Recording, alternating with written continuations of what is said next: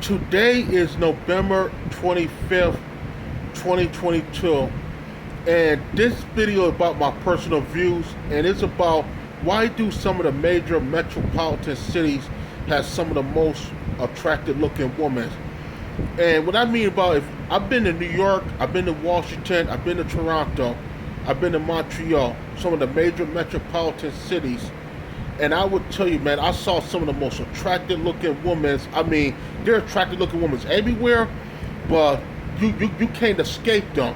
Like like here in Buffalo, when I live at Niagara Falls and stuff, like the only time you see some of the most attractive looking women, either you go to the supermarket or Walmart or to the mall or to the hospital, or sometimes it's in the downtown area with all the business going on. And sometimes some of the women be working down there, like at different business and different office space down there. That's where you see some of the good looking ones. But throughout some of the major rest of the city, like in the Buffalo, Niagara Falls, you don't see too much attractive looking women like that. Like in Toronto, you can't escape an attractive looking woman. You see them everywhere in Toronto or New York. You see them everywhere. I mean, and I guess because of the population, like if you look at New York, Toronto, Washington, and Montreal, like they got up to 1 million something people. They got millions of people there, and that's why there's more females there. And that's why you can't escape attractive looking women.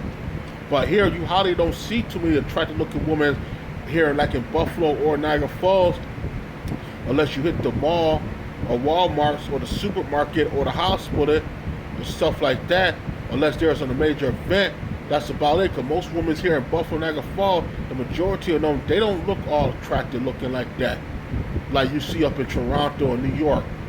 They don't. I mean, a lot of it do have it bothers me a lot because you don't see all these attractive looking women, especially man when the downtown area of my city, Buffalo, like come to an end, like when around 6 o'clock, and when downtown started to close up around 6 o'clock, oh, you see nothing but the homeless, the bums, and like a lot of like older people out and stuff.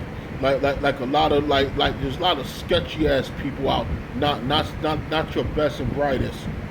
But you really don't see too many attractive looking women all like that in Buffalo, unless you get to certain places what I had named. But you can't escape them nowhere in New York, Toronto, or Washington. They are everywhere.